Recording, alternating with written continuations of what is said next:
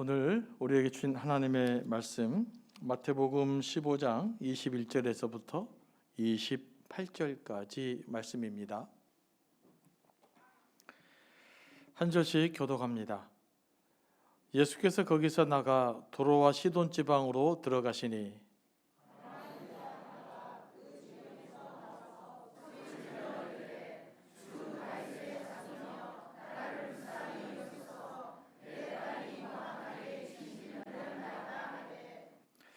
예수는 한 말씀도 대답하지 아니하시니 제자들이 와서 청하여 말하되 그 여자가 우리 뒤에서 소리를 지르오니 그를 보내소서.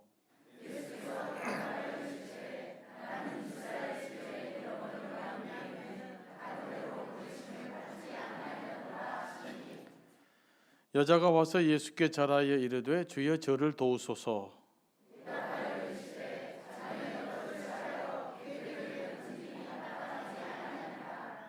여자가 이르되 주여 올소이다마는 개들도 제 주인의 상에서 떨어지는 부스러기를 먹나이다 하니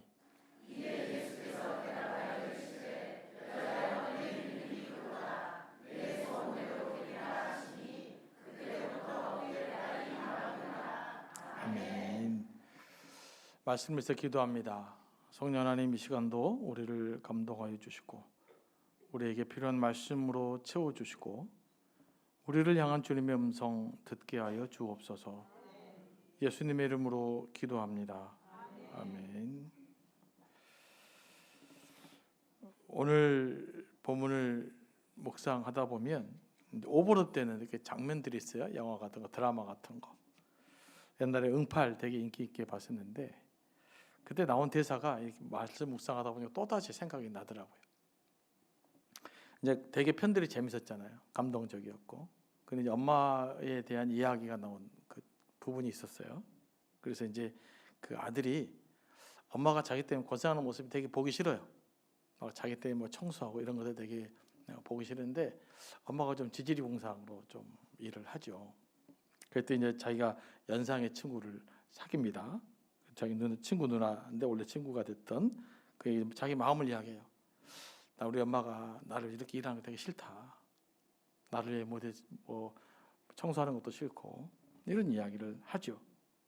그때 이제 보라가 세훈에게 이런 이야기를 합니다. 너는 엄마가 일하고 고생하는 것이 싫지. 그런데 엄마는 너에게 운동 하나 사줄 수 없는 것이 싫은 거야. 이렇게 말해요. 그러면서 이런 말을 덧붙입니다.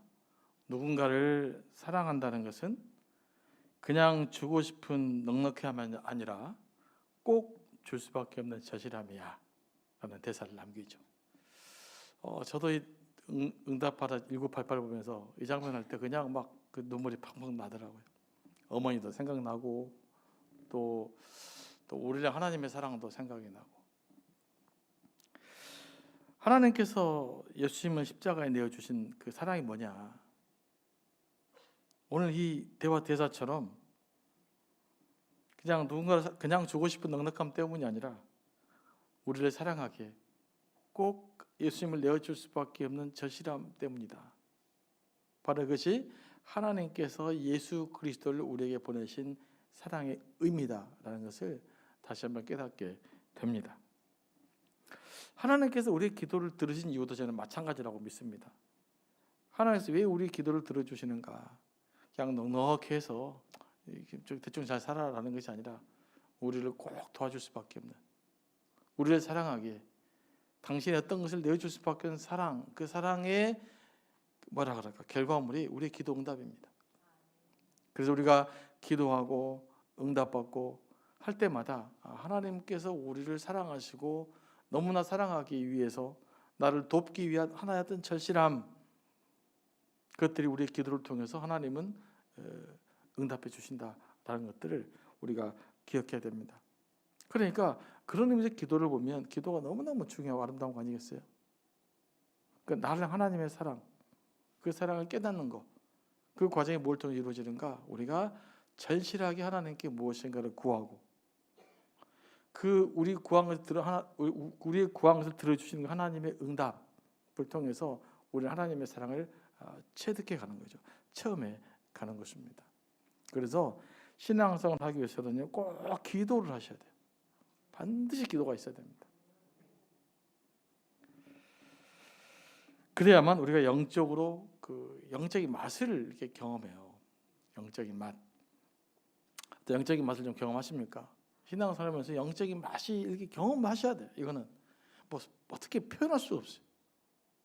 이론적으로 설명할 수가 없고, 이론적으로 설명해 봐야 뭐 얼마나 잘 설명하겠습니까? 신앙생활 하기로 작정했으니까 하나님 살아계심을 믿으면 여러분들이 기도해서 그 하나님을 사랑을 경험하고 체험하는 그 영적인 맛을 좀 경험했으면 좋겠어요. 그래서 우리가 기도를 열심히 해야 되는 것입니다. 하여간 뭐 저도 오래 살진 않았지만 기도하는 거 말고 이 상황 없이 뭐 영적으로 깊어진 경험은 그렇게 흔치 않아요. 설교도 눈물 흘리지만 금방 또 집에 문 열고 들어가면 잊어버리잖아요. 그래서 기도가 쌓여져서 기도가 우리 삶을 이끌어가고 우리 삶을 다스려가는 그런 우리가 삶을 살아야 될 줄로 믿습니다. 그래서 이렇게 기도하는 것이 굉장히 중요하고요. 또 수요일에 이렇게 열심히 기도하셔야 돼요. 우리 교회가 하여튼 요즘 갑자기 하나님이 사람 보내셔서 부흥하고 있는 거 아십니까? 네, 더 기도하셔야 됩니다. 하나님께서 때가 있어요. 항상 이렇게 이런 일이 일어나지 않습니다. 그러나 하나님이 우리의 기회를 주실 때 더 열심히 기도하고 더 사랑하고 더 하나가 되어져서 하나님의 위대하신 일들을 우리가 경험해가는 그런 저와 여러분들이 되기를 소망합니다. 예수께서 두로와 시돈을 향해 가는 중이었습니다. 두로와 시돈은 이방 도시예요. 이스라엘에서 가까운. 이곳에서 가나안 여인이 예수님께 나왔습니다. 가나안 토착민들은 유대인들이 매우 혐오하고 멸시하는 사람들이에요. 역사적으로 아무튼 이 가나안 사람들 유대인들이 싫어해요. 지금도 이렇게 전쟁하고 있잖아요. 가나안 사람들도 유대인들을 별로 좋아하지 않습니다. 그들도 유대인들이 자기를 싫어하는지를 알았어요. 이들은 그때부터 서로 적대적이었어요. 예수님 당시 때도. 아직까지도 적대적이지만. 그리고 성적하기 어려운 사람들이었습니다. 더군다나 여인들은 더욱더 기피의 대상이었죠. 이 여인이 지나가서 예수님을 보고 소리를 지릅니다. 다윗의 자손이여 나를 불쌍히 여기소서. 내 딸이 흉악한 귀신 들렸나이다. 22절에 소리 질렀단 말은 다윗의 자손 예수여 나를 불쌍히 여기소서라고 한 번만 지른 것이 아니라 여러 번 반복해서 질렀다는 뜻이에요. 자기 소리를 듣고 반응할 때까지 소리를 지른 겁니다. 이 여인은 부끄러움도 무릅쓰고 체면도 자존심도 다 내려놓고 예수님께 외쳤습니다. 하지만 이 여인의 시도는 처음부터 좌절이 돼요. 예수께서 딱 쳐다보시고 대답을 안 하시는 거예요. 뭐 말이 있어야죠. 참 깝깝한 일이지 않습니까? 무슨 일이냐? 그러면 좋은데 대꾸가 없어. 예수님께서 여인의 소리를 못 들은 것이 아니라 의도적으로 대답하지 않은 거죠.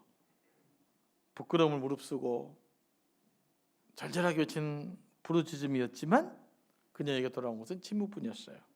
하지만 여인은 물러서지 않습니다. 이번에는 더욱더 적극적으로 예수님 앞에 나와 자라면서 말합니다. 주여 저를 도우소서.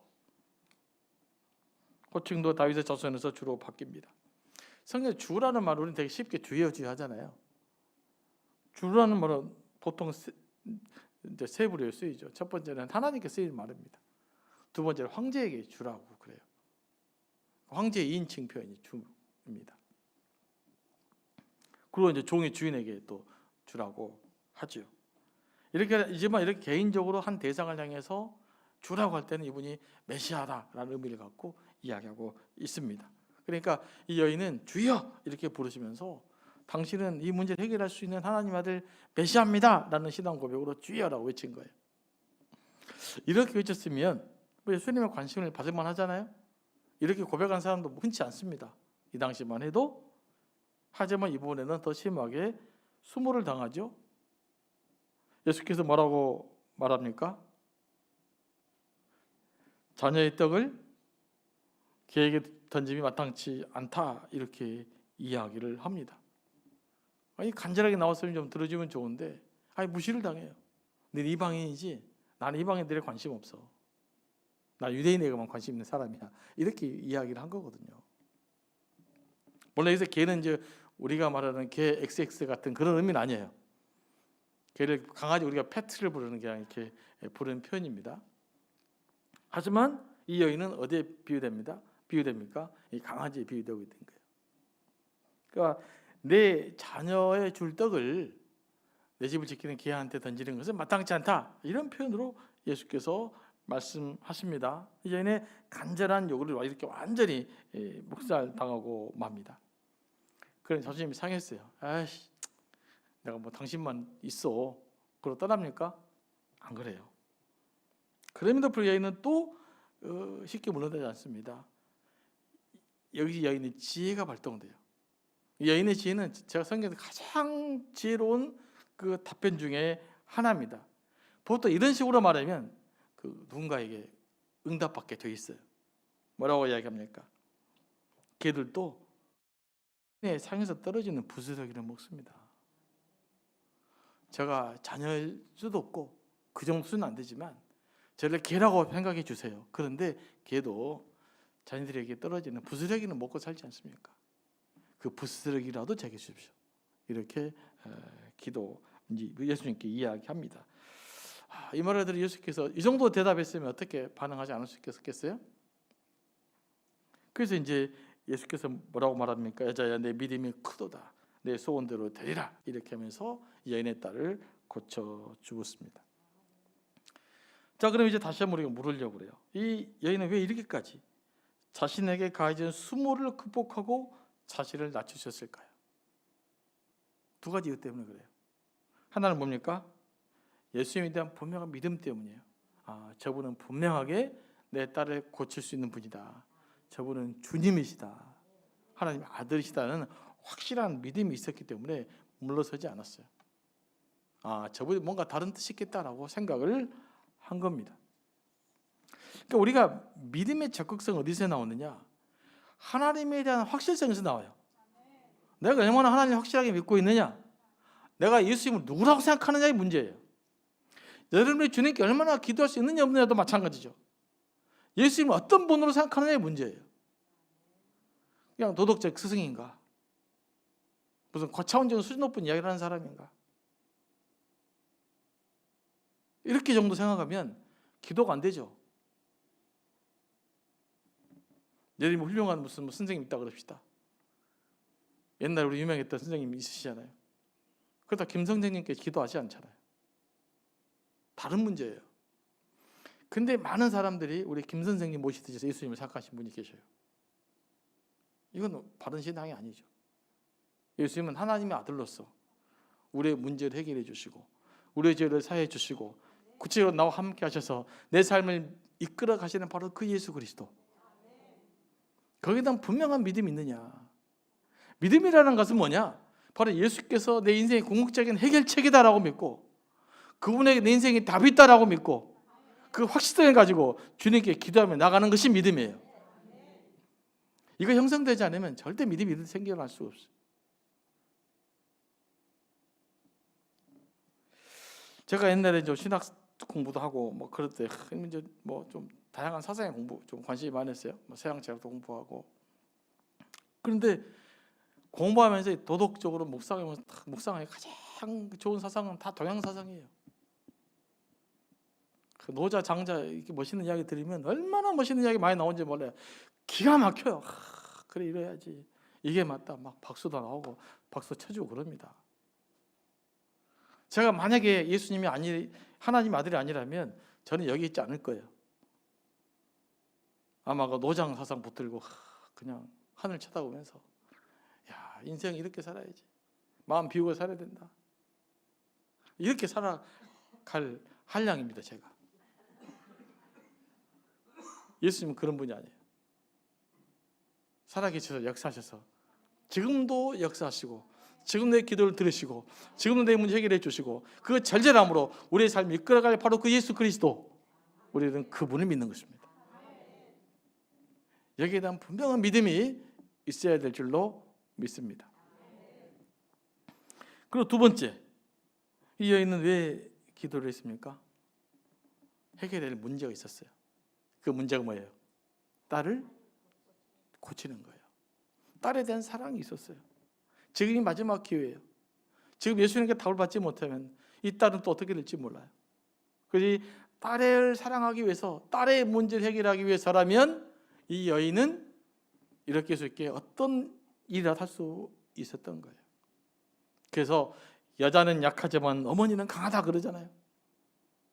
이 어머니의 본성이 딱 나타나면서 그 문제를 해결하고자 하는, 딸을 치유시키고자 하는 절절함이 있었기 때문에 그런 거예요. 우리가 하나님께 기도하며 나아갈 때도요, 여러 문제 해결하고자 하는 그 절실함이 있었으면 좋겠어요. 왜 기도가 잘 안 되는가? 한 가지 문제는 뭐냐면 요즘 너무 잘 먹고 잘 살아요. 저도 마찬가지고. 절실함이 없어요. 그러니까 기도가 잘 안 돼요. 굳이 내가 하나님께 승부 안 받아도, 굳이 하나의 응답을 안 받아도 또 내일 살 수 있거든요. 근데 직장생활 열심히 하면 또 월급도 잘 나오고, 직장 상사의 관계 잘하면 잘 해결되는데 굳이 여기서 무릎 꿇고 기도할 이유가 별로 없는 거예요. 그러니까 이제 이 문제가 있는 것입니다. 그러나 우리가 하나님께 기도할 때는요, 결국 기도의 최종적인 목적이 뭐냐? 하나님과 만나는 거예요. 기도의 최종적 목표는요, 하나님을 깊이 영적으로 체험하는 거예요. 근데 그 하나님을 깊이 체험하려면 하나님께 이 절실함을 가지고 하나님께 나아가야 돼요. 어차피 예수 믿는 거, 여러분 그런 결단 좀 하시면 좋겠어요. 어차피 예수 믿는 거잖아요. 이왕 예수 믿을 거 좀 제대로 믿고 싶다라는 열망이 있게 되기를 소망합니다. 이왕 예수 믿는 거, 이왕 믿는 거잖아요. 왔다 갔다 하는 것보다 좀 제대로 믿고 제대로 경험하고 제대로 하나님의 사랑을 느끼고 좀 누리며 살았으면 좋겠다라고 하는 그런 좀 절절함이 여러분에 있었으면 좋겠습니다. 그러면 영적으로 하나의 은혜를 누리게 돼 있어요. 그런데 우리의 문제는 뭐냐면 그냥 예수 믿는 것이 예수 안 믿는 것보다 조금 좋은 일, 예수 안 믿는 것보다 조금 더 잘 사는 일, 예수 안 믿는 것보다 조금 더 안전한 길, 이 정도로만 생각하기 때문에 우리가 기도에 절실함이 없다라는 생각을 해요. 하지만 여러분, 예수 믿는 것은요 조금 잘 살기 위한 것이 아니에요. 완전히 차이가 나는 삶을 살아가는 거예요. 죄에서 사망에서 생명으로 옮겨지는 사건이잖아요. 예수님을 통해서 완전히 하늘과 땅 차이예요. 이걸 아셔야 돼요. 예수 믿는 것이. 예수 믿는 전혀 다른 차원의 삶이다. 죽어있는 삶, 희망 없는 삶, 소망 없는 삶이 예수 그리스도를 만나면 희망 있는 삶, 살아있는 삶, 생명 있는 사람으로 바뀌는 거예요. 완전히 다른 거예요. 이 완전히 다른 하나님을 새롭게 경험하시게 되길 소망합니다. 그래서 기도하는 가운데 어차피 예수 믿게 될 거 좀 제대로 믿고 싶습니다. 제대로 주님 경험하고 싶습니다. 뭐 이런 마음을 가지고 기도하며 나가면 반드시 하나님 우리 기도를 들어주시고 응답해 주실 줄로 믿습니다. 이 여인은 딸을 치유함 받고자 하는 절절함이 있었기 때문에 그 어떤 상황에서도 주님께 나아갈 수 있었던 거예요. 저는 우리에게 이 하나님을 경험하고자 하는 절실함이 회복됐으면 좋겠어요. 그냥 하나님이랑 관계 없으니까 힘들고 그럽니까? 네. 여러분이 가장 힘든 게 뭐야 되느냐? 이 신앙생활 하면서 하나님에 대한 느낌도 없고 감동도 없고 감각도 없다. 이게 여러분의 가장 고통스러운 일이 돼야 돼요. 이런 경험들이 있다면. 그냥 삶이 힘이 없어버려요. 하나님에 대한 깝깝하니까. 그런 경험이 있으셔야 됩니다. 그래 여러분들 신앙이 살아있는 거예요. 이래나 저래나 그냥 이렇게 하고 그냥 내가 원하는 일이 되면 기분 좋고 내 마음대로 안 되면 그냥 싫고 뭐 그래 갖고는 안 되는 거예요. 살다 보면 그런 경험이 있잖아요. 너무너무 답답한 거, 아무런 감동도 없고 무감각해버린 이 나의 신앙생활에 대해서 이게 도덕적인 생활인지 남들보다 교양 수준을 이끌어가자고 하는 건지 또 모르는 그냥 아리까리한 신앙생활, 이것 때문에 답답해하는 거. 그럼 여러분이 살아있는 거예요. 그런데 그냥 1년을 지나도 아무런 답답함도 못 느끼었고 그냥 살아가고 있다. 우리가 죽은 거예요. 그래서 내가 그런 기준으로 내가 죽어 있는지 살아 있는지를 한번 체크해 보시기 바랍니다. 하나님 만나고 싶고 하나님 생생하게 막 경험하고 싶고 막 자다가도 그냥 주님 은혜를 느끼고 싶고 막 자다 깨면 주여 그냥 막 이렇게 하고 싶고 뭐 이러하고자 하는 그런 열망들이 우리 가운데 회복되기를 원합니다. 그러면 여러분 인생이 반드시 잘 될 수밖에 없어요. 하나님 여러분을 경험하고 여러분을 이끌어갈 수밖에 없는 것입니다.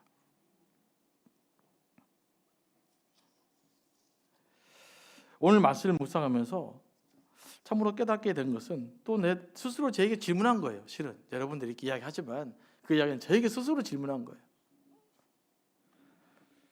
나에게 얼마나 그 그리스도의 명확한 확실함이 있는가? 난 얼마나 절실함이 있는가? 난 얼마나 절실하게 기도했는가?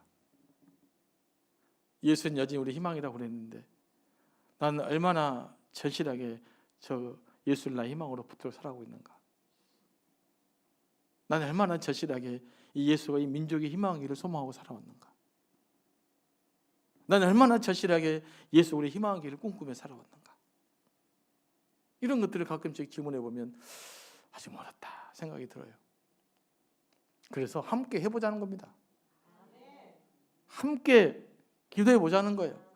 함께 가슴 뜨겁게 주님을 만나고 가슴 뜨겁게 서로 사랑하고 가슴 뜨겁게 서로 위로하고 가슴 뜨겁게 서로 손맞잡고 나아가는 그런 믿음 생활을 해보자는 것입니다.